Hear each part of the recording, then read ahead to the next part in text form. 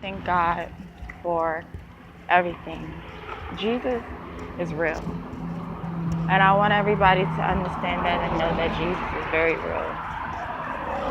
He has helped me. Let me just put it like this. And I'm not just referring to this situation because there's been many times that I've been blessed by Jesus. I prayed. I was in a situation where I was accused by a man saying that I beated him, a black male. No offense, but we gotta stick together and stop beating each other down. A black guy was at a metro station. He was a janitor and he accused me of assaulting him. I spent my whole, I've been there since April 11th and I spent almost 40 days in jail. Not because, you know, because I didn't have any number. I couldn't remember any numbers out of my phone to call anybody to help me. My phone was dead by the time I got into the precinct. And my mom wasn't able to be reached. Didn't understand why she wasn't able to be reached, but things happened. And I was sitting in jail for almost 45 to 46 days. And I missed Mother's Day. I missed my son's doctor's appointment. And you got to understand, I was very hurt and devastated. And, you know, each time throughout the time that I'm in jail, I'm praying to God and asking Him to forgive me for my sins because I remember before I got locked up, I promised God that I wouldn't commit adultery. I made a promise saying that I would stop having sex with not being married.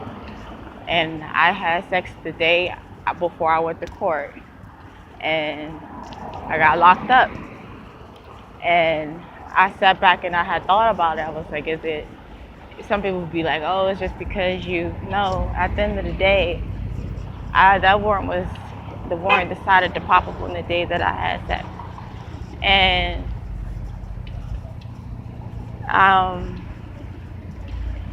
from that point on out, I was just kind of like thinking to myself, I knew what this was about. It was because I broke my promise with God.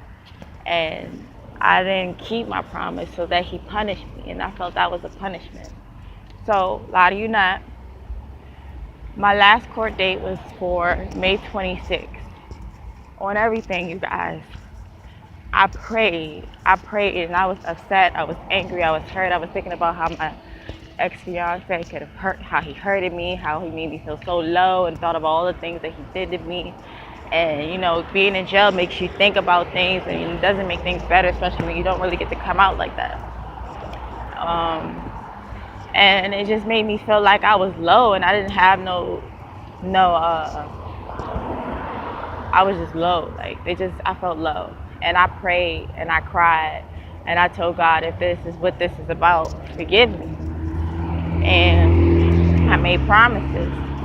I told God that I would make this video again. When you make God promises, don't break them, because you're gonna have to suffer for you breaking a promise. And I just asked. This is the dare. I dare you guys. Matter of fact, I challenge you guys to get on your knees if you believe in God or Jesus. And even if you don't, just try it. Talk to Him and promise Him something. Promise Him that you'll do something. And if you do it, He'll bless you with something. Or let Him do it first and then you keep your promise. See how He does it. He's real, you guys.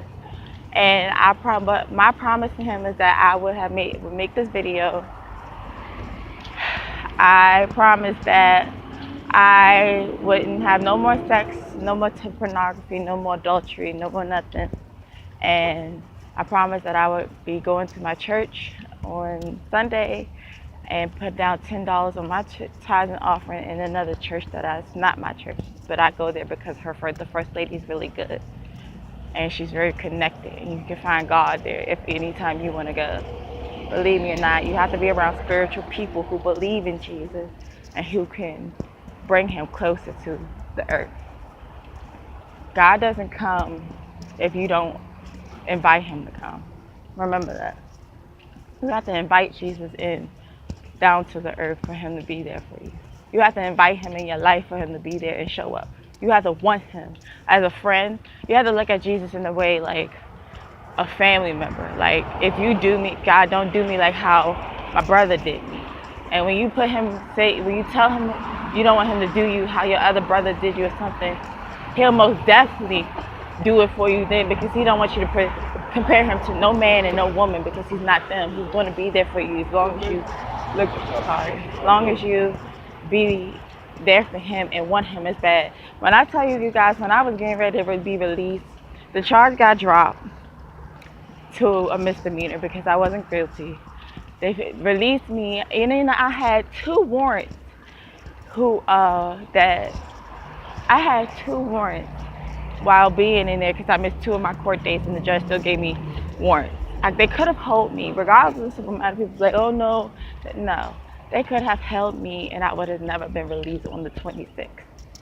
I just want you guys to know that Jesus is very real. I made my promise, and I'm here. Today is the May 27th, Memorial Weekend on a Saturday. And I'm out on two warrants. You know what I'm saying? They should have ran my name saying that Virginia wanted me, because they gave me a warrant while I was in jail. You know what I'm saying? God is very real. Jesus is real. I swear, excuse me for swearing, but forgive me, God, for swearing.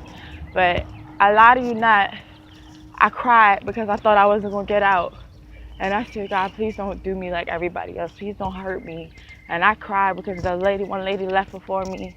And I was just like, God, don't leave me here. I got on my knees and I prayed. I even inspired her to get on her knees and pray to you. Please, don't do that to me.